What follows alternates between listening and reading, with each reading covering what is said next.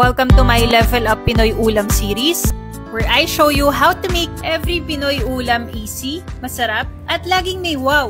Hi guys, Chef Elite here. Today, let's make creamy sopas. Pero this time, let's make it elevated and creamy sarap. First step, para malasa, cook the bacon slowly. Next, melt the butter. Then saute white onion. Add salt to release the moisture. Now add your celery, carrots. Add the shredded chicken, fish sauce, black pepper. Saute for 10 minutes. Kapag nag-dry out na, add chicken broth or yung pinagpakuluan mo ng chicken breast kanina. Tapos, add mo na rin yung elbow macaroni.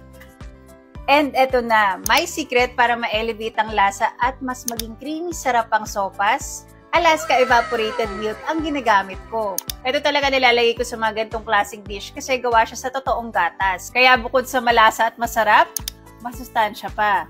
O diba, ang creamy. Simmer again for 5 minutes.